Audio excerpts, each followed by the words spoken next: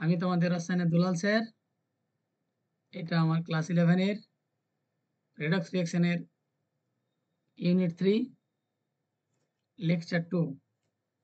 আজকে আমাদের যেটা পড়ানো হবে সেটা হচ্ছে জারণ সংখ্যা নির্ণয়, অক্সিডেশন নাম্বার। জারণ সংখ্যা কাকে বলে এটা অবশ্যই লিখে দেওয়া আছে, তার জন্য বলি আগের ক্লাসে যাদের যা ডাউট ছিল সেগুলো জানাবে। আমি যখনই যে ডাউট দেখব ক্লাস বেসিসে আমি তারপরেই সেটা ক্লিয়ার করে দেব। যেহেতু আমি পরপর দুটো ভিডিও বানালাম তাই আমার ডাউট এখনো দেখার আগে আমি সেকেন্ড ভিডিওটা দিচ্ছি। ক্লাসটি মনোযোগ সহকারে দেখো। জারণ সংখ্যা নির্ণয় একদিনেই শিখে যাবে এবং খুব সহজেই তোমরা যে কোনো কোশ্চেনের বা যে কোনো মৌলের যৌগের জারণ সংখ্যা সহজেই নির্ণয় করতে পারবে। প্রথমেই আমাকে দেখতে হবে যে জারণ সংখ্যা নির্ণয়ের ক্ষেত্রে যেটা লাগে, এক, তার আগে দুটো টাইপ বলে দিই। যদি যৌগটি যদি তড়িৎযোজী হয় তাহলে সেক্ষেত্রে আমরা জারণ সংখ্যার একটা আলাদা প্রসেস আছে। জারণ সংখ্যার কি প্রসেস? যে আয়নগুলি তৈরি করবে সেটাই হচ্ছে তাদের নিজস্ব জারণ সংখ্যা। তাই যৌগ যদি তড়িৎযোজী হয় জারণ সংখ্যাটা কি হবে? জারণ সংখ্যা হবে তাদের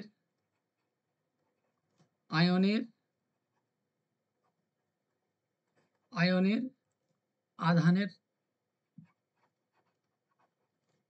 মান। সে একটা উদাহরণ দিই, একটা উদাহরণ দিলে জিনিসটা বোঝা যাবে। তাহলে একটা তড়িৎযোজী যৌগ আমি নিলাম NaCl। আমাকে জানতে চাইছে জারণ সংখ্যা সোডিয়ামের কত, জারণ সংখ্যা হচ্ছে ক্লোরিনের কত। এই যৌগে থেকে আমরা ভাঙলে যে দুটি আয়ন পাবো সেটা হচ্ছে Na+ and Cl-। আমি কি লিখেছি যে জারণ সংখ্যা কি? তাদের আয়নের অর্থাৎ Na+ Cl- আধানের 1+ and 1- মান। এই মানটা চিহ্ন সমেত লিখতে হবে, +1 -1। কি বললাম বোঝা গেল? অন্য কোনো কোশ্চেন আমি নিচ্ছি। চলো সেকেন্ড একটা কোশ্চেন নিলাম, Mg and Cl2। আমরা এটাকে ভাঙলে Mg2+ and 2Cl-। তাহলে জারণ সংখ্যা কত হবে? আমি একটু ইংরেজি টার্ম শর্টে লিখছি, অক্সিডেশন নাম্বার অফ Mg। লেখাটা তাড়াতাড়ি হবে তাই এখানে হচ্ছে +2, যদি এটা Cl এর করি এখানে কিন্তু -1ই থাকবে, কারণ আমি বলেছি তাদের আয়নের আধানের মান। বললাম না যে সহগ সমেত আধান, এটা সহগের এখানে কোনো ভ্যালু নাই। কি বললাম বোঝা গেল? তাহলে কোনো আয়নীয় যৌগের জারণ সংখ্যা তাদের আধানের মান যা হবে সেটাই। এবার আমাদের যেটা মেনলি শিখতে হয় সমযোজী যৌগের জারণ সংখ্যা। কার? আমরা মেনলি শিখতে হয় কি সমযোজী যৌগের জারণ সংখ্যা।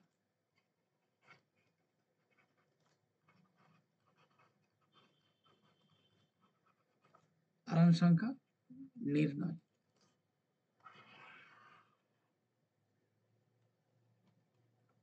সমযোজী জারণ সংখ্যা নির্ণয়ের ক্ষেত্রে প্রথমে আমাকে দেখতে হবে এই যে যৌগটা, সমযোজী যৌগটা কি কি পরমাণু নিয়ে তৈরি। আমি উদাহরণস্বরূপ বললাম A বন্ড B নিয়ে তৈরি, A বন্ড B নিয়ে তৈরি।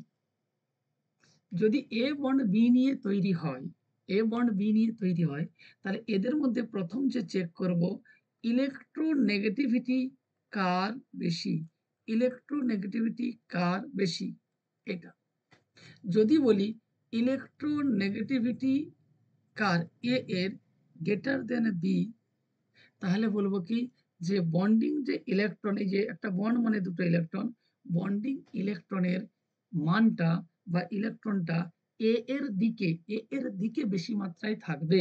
অর্থাৎ আমি যদি এটাকে একটু এইভাবে লিখতে থাকি, এই বন্ডিং ইলেকট্রনটার বেশিরভাগ প্রভাবটা এ এর দিকে থাকবে, কমের প্রভাব বি এর দিকে থাকবে।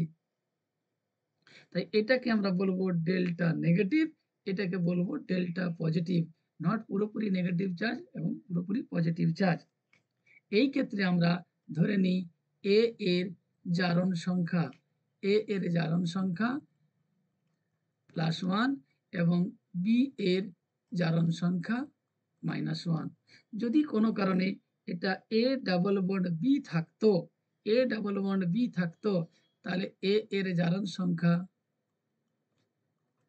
+2। কি বোঝা গেল এর দ্বারা?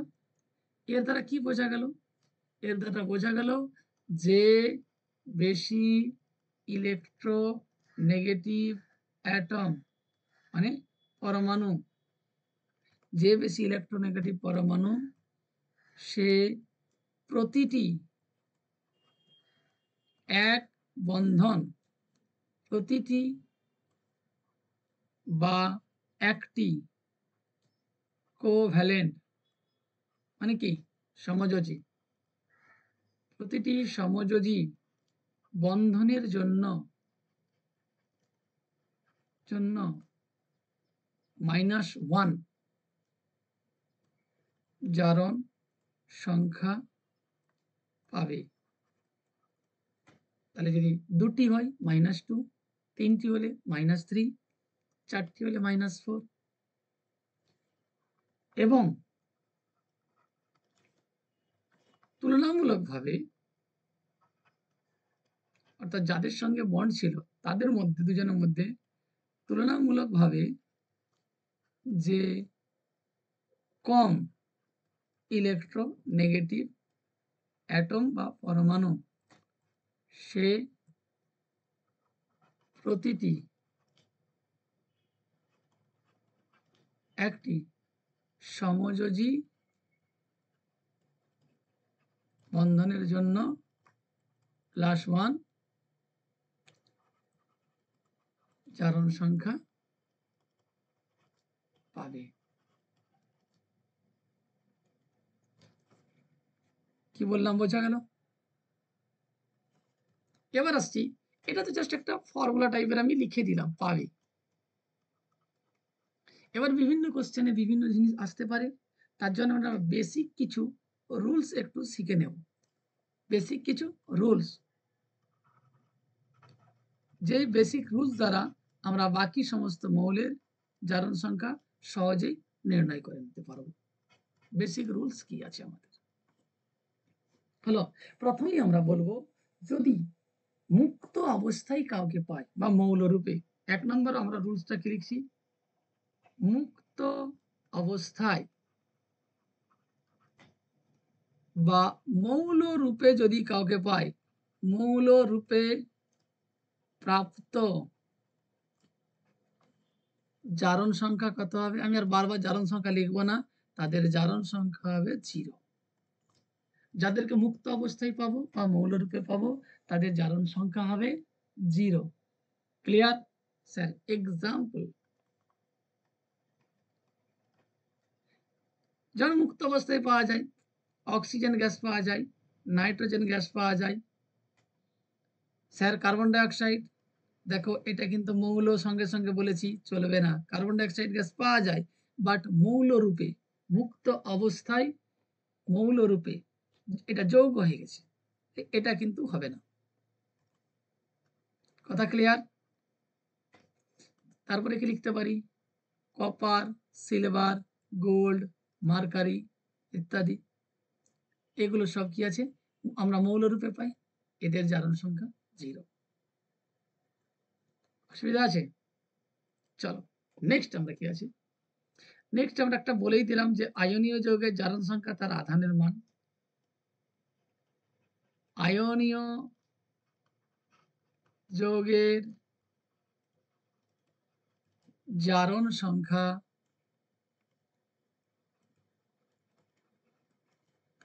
হলো তাদের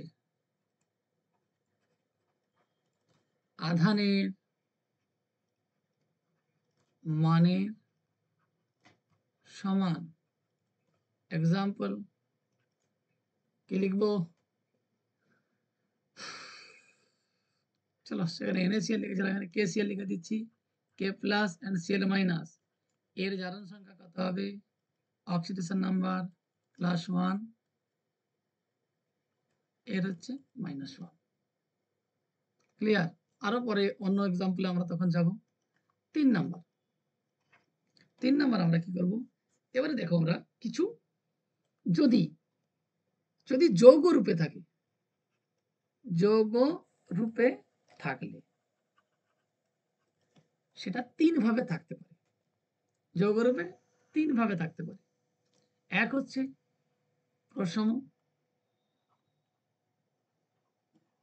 এক হচ্ছে যদি সেটা চার্জযুক্ত হয়, অর্থাৎ ধরলাম অ্যানায়নিক, প্রথমে লিখি ক্যাটায়ন, ক্যাটায়নিক। আরেক হচ্ছে যদি সেটা অ্যানায়নিক, অর্থাৎ ঋণাত্মক হিসাবে থাকে, অ্যানায়নিক।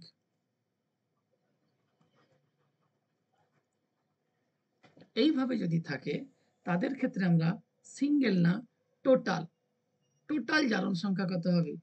এদের যৌগরূপে থাকলে আমি উপরটাই লিখে দিচ্ছি, এদের মোট জারণ সংখ্যা, মোট জারণ সংখ্যা হলো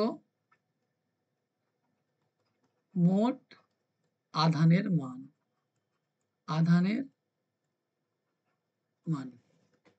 এখন প্রসম কোনো যৌগ আমি নিচ্ছি, চলো CO2 নিলাম, আমি নিলাম বড় কোনো একটা যৌগ লিখছি, H2SO4 নিলাম, আমি নিলাম PCl5 নিলাম।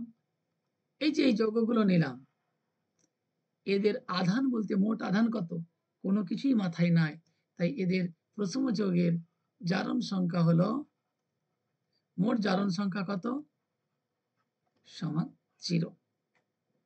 অর্থাৎ এখানে যে ফসফরাস, যদি PCl5 এর কথা বলি, এর দুজনের যোগফল, দুজনের জারণ সংখ্যার যোগফল হবে, অপশন নাম্বার এর যোগফল কত হবে? যোগফল সমান 0। ক্যাটায়নিকের কি হবে? বলছে চার্জ অফ ক্যাটায়ন। ক্যাটায়নিকের কি হবে? এদের ক্ষেত্রে অক্সিডেশন নাম্বার হবে ক্যাটায়নের আধান। এক্সাম্পল, যদি আমি NH4+ বলি, তাহলে total oxidation number equals to +1, যেহেতু একটা চার্জ আছে। একই রকম ভাবে আমরা যদি অ্যানায়নিকের কথা বলি, এদের ক্ষেত্রে কি হবে? এদের ক্ষেত্রে হবে চার্জ অফ অ্যানায়ন, অর্থাৎ এদের ক্ষেত্রে অক্সিডেশন নাম্বার হবে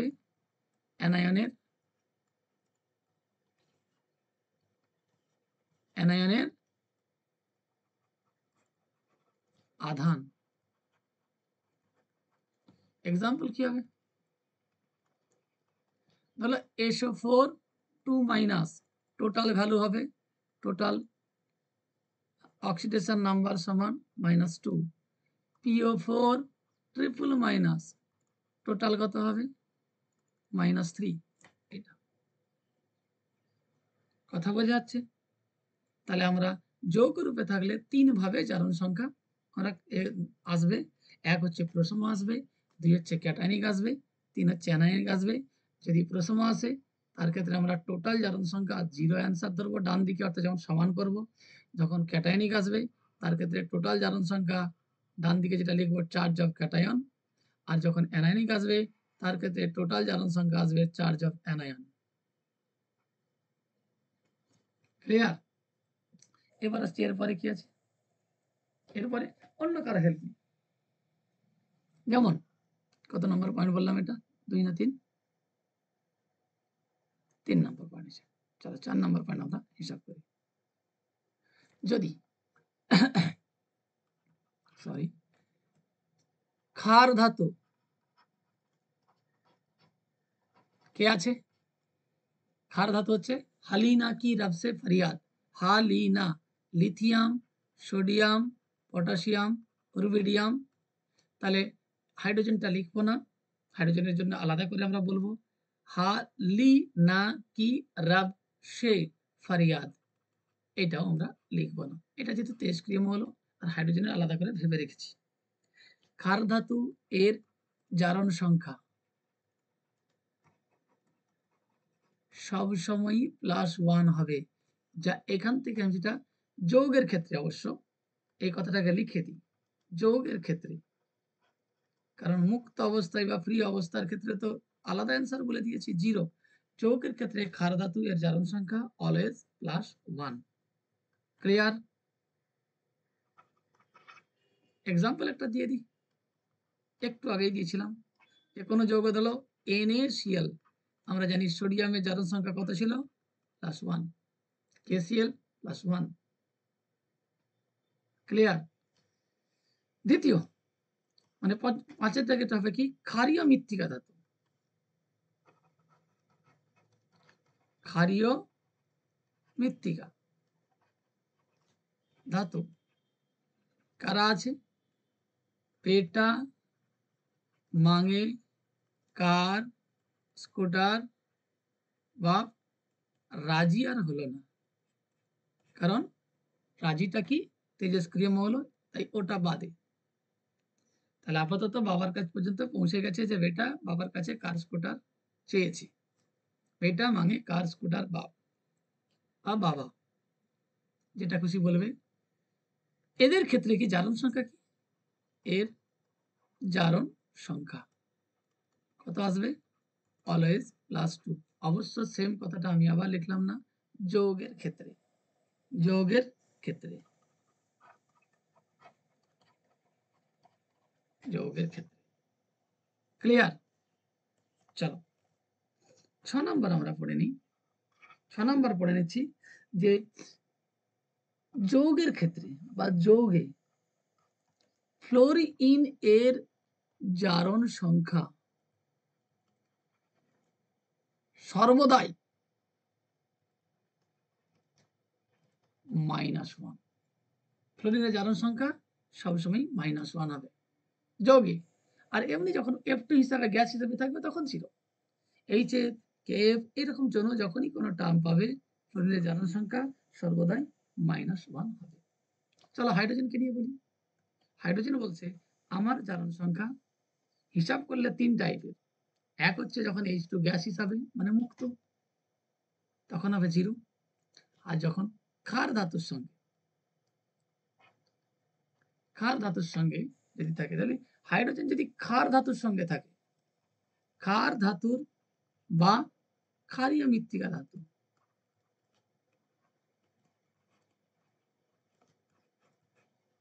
আমরা কোন এমসিকিউ কোশ্চেনে এইটা এক কথায় লেখা থাকবে ধাতুর সঙ্গে।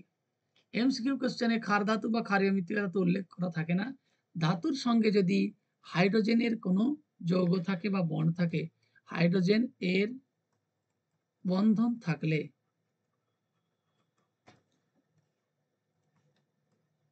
সেক্ষেত্রে হাইড্রোজেন এর জারণ সংখ্যা কত হবে? এর জারণ সংখ্যা সমান -1 হলো। বাকি সমস্ত ক্ষেত্রে,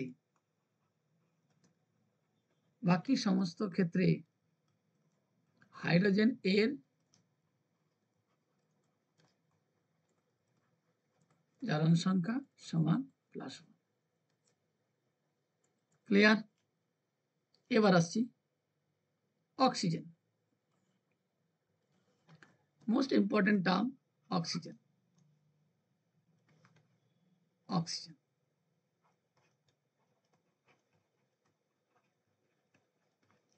অক্সিজেন বলছে আমি বিভিন্ন টাইপের জারণ সংখ্যা দেখাতে পারি। এক নম্বর হচ্ছে কি -2, প্রায় কেস, প্রায় প্রায় 99% কেস -2 দেখায়। এটার আমরা উচ্চারণ জেনারেলি অক্সাইড করি, অক্সাইড হলো। 92% মানে 99% কেসে অক্সাইড যৌগ হয় -2 জারণ সংখ্যা। এক নাম্বার। 2 নাম্বার কি হয়? -1 জারণ সংখ্যা দেখায়, খুব মেজর কেস, এই মেজর বলছি, খুব অল্প ক্ষেত্রে -1 দেখায়, সেই ক্ষেত্রে আমরা সেটার নাম দিয়েছি পারক্সাইড। পারক্সাইড যৌগের ক্ষেত্রে বাংলায় লিখছি পারক্সাইড।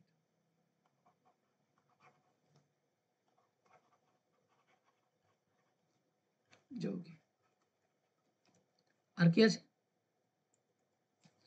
3 নাম্বার দেওয়া হয়েছে যে -12, সেটা হচ্ছে সুপার অক্সাইড।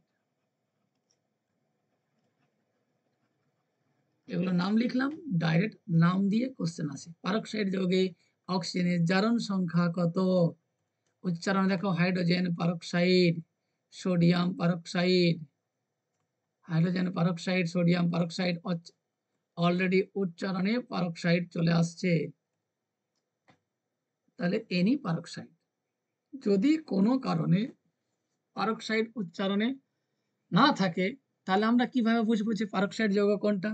তাহলে পারক্সাইড যৌগ বুঝতে গেলে তোমাকে বুঝতে হবে bond oxygen bond oxygen bond, অর্থাৎ অক্সিজেন অক্সিজেন সিঙ্গেল বন্ড, পাশেও সিঙ্গেল বন্ড থাকবে, অর্থাৎ বন্ড অক্সিজেন বন্ড, এইটা হচ্ছে পারক্সাইড যৌগ চেনার উপায়। পারক্সাইড যৌগ, দ্যাট ইজ পারক্স, পারক্স বন্ধন বন্ড, এইটাকে বলা হয় পারক্স বন্ধন, peroxy bond. Clear? Superoxide sir আমি বলবো 2, 3 এই কয়েকটা এক্সাম্পল তোমরা মুখস্থর মতো করে রাখবে মনে, কারণ 99% মানে বহু জিনিস আছে, এগুলো আমরা এক কথাই সেরে দেবো যে বাকিগুলো, বাট যেগুলো লিমিটেড আছে ওগুলো মনে রেখে দিলেই ভালো। সুপার অক্সাইডের আমাদের ম্যাক্সিমাম পরীক্ষায় দেখতে পাবো KO2, RbO2, এগুলো হচ্ছে আমাদের সুপার অক্সাইড। হলো 4 নাম্বার হলো, যদি ফ্লোরিনের সাথে অক্সিজেনের বন্ধন থাকে, ফ্লোরিনের সাথে অক্সিজেনের বন্ধন থাকে, তখন কখনো +1 হয় আর কখনো +2 হয়। তাহলে এইটা কি হবে? এক্সাম্পল বলছি, ফ্লোরিন এর সঙ্গে বন্ধন, এটাও সেম, ফ্লোরিন এর সঙ্গে বন্ধন, এক্সাম্পলটা আলাদা। এই এক্সাম্পলটা কি হবে? এই এক্সাম্পলটা হবে O2 and F2, কোথাও F2O2 লেখা থাকে। এই এক্সাম্পলটা কি হবে? এটা হবে OF2। তাহলে এখান থেকে বুঝতে পারছি অক্সিজেন, অক্সিজেন একমাত্র ফ্লোরিন এর সঙ্গে বন্ধন থাকলে ধনাত্মক জারণ সংখ্যা দেখায়, ধনাত্মক জারণ সংখ্যা দেখায়, কিন্তু ফ্লোরিন এর ধনাত্মক কোনো জারণ সংখ্যা নেই। কি বললাম বোঝা গেল? এবার আমি আর তো একটা পয়েন্ট বলি, তারপরে আবার একটু অন্যভাবে শর্ট একটা কোশ্চেন, শর্ট টাইপের কোশ্চেন বলবো। আমাদের কত নম্বর পয়েন্ট হয়েছিল? আরেকবার মিস হয়ে গেল, 8 হয়েছিল, চলো 9 নম্বর পয়েন্ট। 9 নম্বর পয়েন্টে কি বলবো, যে যদি যদি কেউ অ্যামালগাম ফরমেশন করে, যেটাকে বলা হয় অ্যালয়, অ্যালয় বা অ্যামালগাম, অ্যালয়, অ্যালয় মানে কি? সংকর, সংকর, অ্যালয় বা সংকর, সংকর ধাতু তৈরি করে, সেক্ষেত্রে ধাতুর জারণ সংখ্যা, ধাতুর জারণ সংখ্যা 0 হয়। যদি কেউ সংকর ধাতু তৈরি করে, সেক্ষেত্রে ধাতু জারণ সংখ্যা 0 হয়। 10, 10টা অলরেডি আগের সাথেও মিলে যাবে, আগে বলতে 1 নম্বর পয়েন্টের সাথেও, তবু অন্যভাবে বলছি, যদি কেউ নিজের সঙ্গে, নিজের সঙ্গেই যুক্ত থাকে বা বন্ধন তৈরি করে, সেক্ষেত্রে তার জারণ সংখ্যা হবে 0। স্যার এক্সাম্পল দিন। অ্যামালগামের এক্সাম্পলটাও দিয়ে দিচ্ছি। এর এক্সাম্পল কি হবে? ধরলাম সোডিয়াম অ্যামালগাম, এখানে সোডিয়ামের জারণ সংখ্যা হবে 0। আর এটা যেটা এক্সাম্পল দিলাম O2, চলো নিজের সাথে বন্ড তৈরি করে, N2 নিজের সাথে, স্যার মুক্ত অবস্থা তো, হ্যাঁ ওই সিস্টেমটাও কাজে লাগবে, অসুবিধা কিছু নেই। O3, P4, S8, এগুলো সব এক্সাম্পলে আমাদের এক্সামে দেয়। বুঝা গেল? আর জারণ সংখ্যা নির্ণয়। হ্যাঁ, এবারে আরেকটা বলবো কি, ভেরিয়েবল অক্সিডেশন স্টেট, পরিবর্তনশীল জারণ সংখ্যা। 11 দাগের বলবো কি, জেনারেলি মানে সাধারণত পি ব্লক মৌল সঙ্গে ডি অ্যান্ড এফও বলতে পারি, বাট আমরা অতদূর যাই না। পি ব্লক মৌল পরিবর্তনশীল, অর্থাৎ একের অধিক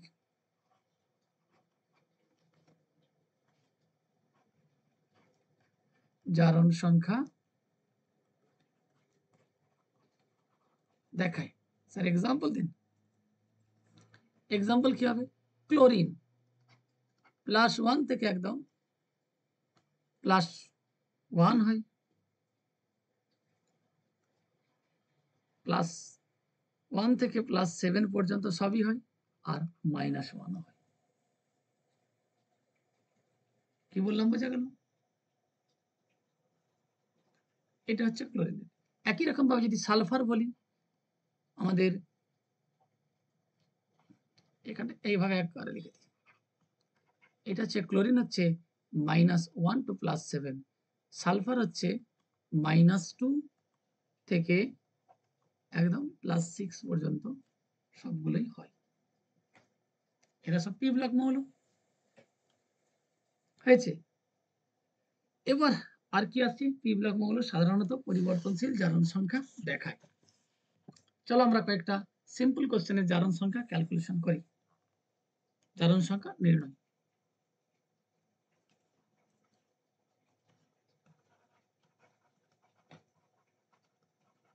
জারণ সংখ্যা নির্ণয়।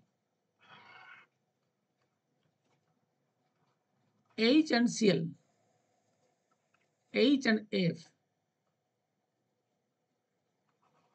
BeCl2, BCl3, BF3, চলো এই কটারই ক্যালকুলেশন করি। যা পয়েন্ট লিখেছি এখানে সবই আমার কাজে লেগে যাবে। তার জন্য আরেকটা ছোট্ট একটা জিনিস এখানে লিখে দিই। আমরা একটু কয়েকটার ইলেকট্রোনেগেটিভিটি আরবিটারিলি মানে একটা শ্রেণী বা একটা পর্যায়ে নয়, এলোমেলো পর্যায়ে আমরা একটু জেনে নিই। আমাদের হচ্ছে কি FON, Cl, Br and I, S, C and H। মনে রাখার জন্য যদি চাও এইভাবে মনে রাখতে পারো, ফন, হ্যালোজেন মানে ক্লোরিন, ব্রোমিন, আয়োডিন, আর স্কুল, এই তিনটা আমরা বলতে পারি।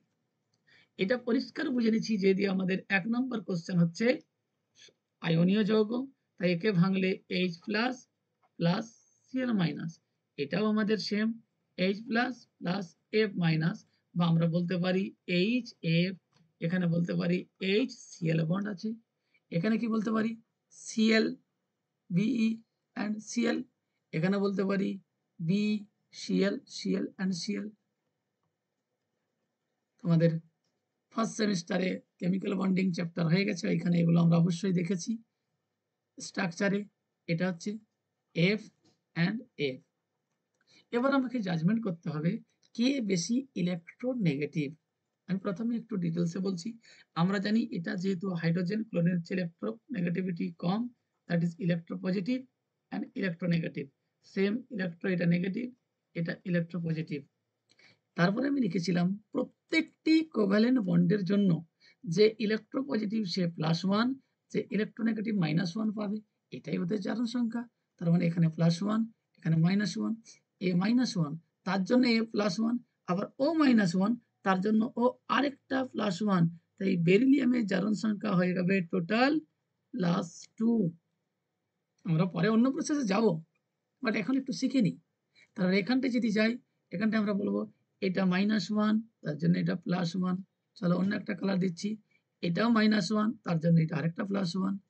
আমরা আরেকটা কালার দিই, এটা -1, তার জন্য এটা একটা +1। তাহলে বোরনের দেখো তো +3 আসছে কিনা। একই রকম ভাবে এখানেও বোরনের আসবে +3। তাহলে আমি কোন প্রসেসে করলাম? প্রতিটি সমযোজী বন্ধনের জন্য যুক্ত পরমাণুগুলির মধ্যে একটি ধনাত্মক এবং +1, একটি ঋণাত্মক -1 চার্জ পাবে। হয়েছে? এবার আমরা যৌগগুলোকে আরেকটা বেসিসে করতে পারি। কিভাবে? ধরলাম আমরা এই কোশ্চেনটি সলভ করতে চাইছি। যার জারণ সংখ্যা বলবে তার মাথায় স্টার দিয়ে দেবে। আমি ধরলাম এখানে বললাম বোরনের জারণ সংখ্যা কত, এখানে বললাম বোরনের, এখানে বললাম বেরিলিয়ামের, এখানে হয়তো হাইড্রোজেনের, এখানে হয়তো হাইড্রোজেনের। তো এখানে কি লিখবো? যার সেটাকে x ধরে নেব। বোরনের জারণ সংখ্যা, বোরন কটা আছে? একটি আছে, তাই 1x যুক্ত 3 ইন্টু ক্লোরিনের, আমরা জানি ক্লোরিন সাধারণত মাইনাস হয় বা বোরনের চেয়ে ক্লোরিন বেশি ইলেকট্রোনেগেটিভ, তাই -1 সমান যৌগটা দেখো একটা পয়েন্ট ছিল, যদি নিউট্রাল যৌগ হয়, প্রসম যৌগ হয়, তাদের টোটাল জারণ সংখ্যা হয় 0। যদি ক্যাটায়নিক কোনো যৌগ হয়, তাদের টোটাল জারণ সংখ্যা সেই ক্যাটায়নের চার্জ, আর যদি অ্যানায়নিক কোনো যৌগ হয়, তাদের জারণ সংখ্যা হবে সেই অ্যানায়নিক চার্জ। আপাতত আমরা নিউট্রাল ধরেছি, তাই এটা 0। তাহলে লিখতে পারি x -3 = 0, কারণ 3 × -1 এটা, x সমান +3। সিমিলার এটার ক্ষেত্রেও আমরা করতে পারি যে x +3 ইন্টু প্রতিটা ফ্লোরিনে -1 = 0, x -3 = 0, x সমান +3। আশা করি কিছুটা বোঝা গেছে। আশা করি কিছুটা বোঝা গেছে। চলো আমরা এবার অন্যান্য এক্সাম্পলগুলো একটু প্র্যাকটিস করি। এক্সাম্পল কি দেবো? এবার আসছি, ধরে নাও CH4 CCl4 NH3 NF3 NCl3। এই পাঁচটা আবার একবার হিসাব করে নিই। দেখো আবার রিপিট করছি, ইলেকট্রোনেগেটিভিটি অর্ডারটা একটু খেয়াল করো। ইলেকট্রোনেগেটিভিটি অর্ডারটা একটু খেয়াল করো, এটা মোস্ট ইম্পর্টেন্ট। জারণ সংখ্যা নির্ণয়ের ক্ষেত্রে এইটা আমাদের ভীষণ উপকারী।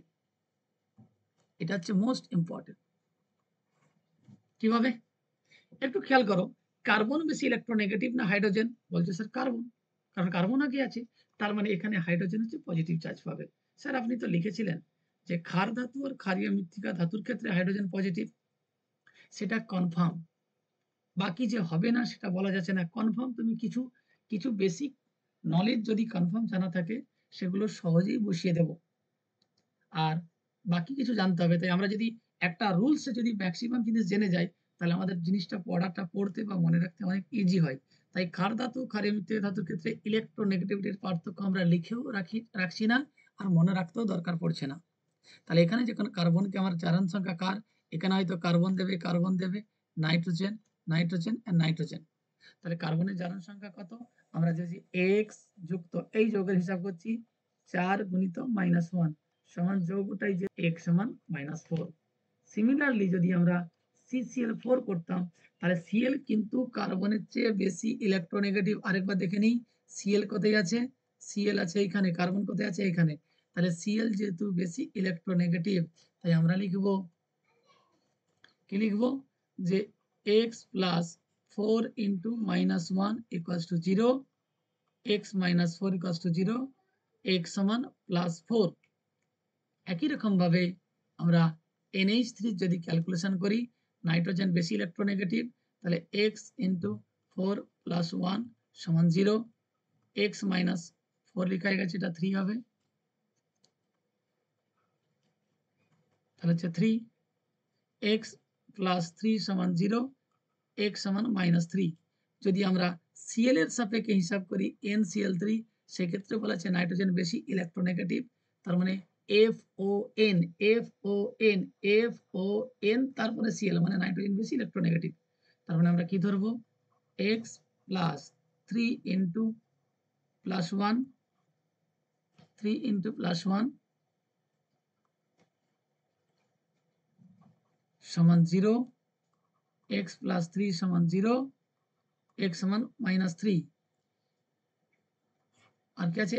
NF3 NF3 ভালো করে খেয়াল করো, x প্লাস এক্স প্লাস এ ফ্লোরিন, ফ্লোরিন হচ্ছে নাইট্রোজেনের চেয়ে বেশি ইলেকট্রোনেগেটিভ, তাই লিখলাম 3 ইন্টু -1 সমান 0, এক্স মাইনাস 3 সমান 0, এক্স সমান +3। তার মানে নাইট্রোজেনের জারণ সংখ্যা দেখো NH3 ক্ষেত্রে মাইনাস, NCl3 ক্ষেত্রেও মাইনাস, NF3 ক্ষেত্রে প্লাস। এই জায়গাটা খেয়াল রাখার জন্য আমাদের ইলেকট্রোনেগেটিভিটি অর্ডার যেটা আছে সেটা আমাদের অবশ্যই মনে রাখতে হবে। এটা আমি কয়েকটা বেসিক এক্সাম্পল দিলাম। এর পরবর্তী ক্লাসে আরো অনেক এক্সাম্পল নিয়ে আমরা আসব। আজকে আমার মেন উদ্দেশ্য ছিল জারণ সংখ্যা নির্ণয় করার রুলস এবং সেটা আমরা কিভাবে নির্ণয় করতে পারি সেটা কয়েকটা এক্সাম্পল আলোচনা করলাম। পরের দিন আমরা এরপর থেকে শুধুমাত্র এক্সাম্পল উপরে আমাদের ফোকাস থাকবে। যদি ক্লাসটা তোমাদের ভালো লাগে অবশ্যই লাইক করবে, চ্যানেলটিকে সাবস্ক্রাইব করবে এবং বন্ধুদের সঙ্গে শেয়ার করবে, তাদেরকেও এগুলো শেখার সুযোগ করে দেবে। ঠিক আছে, আজকে এই পর্যন্তই। নেক্সট ক্লাসে আমরা এর অনেক এক্সাম্পল প্র্যাকটিস করব।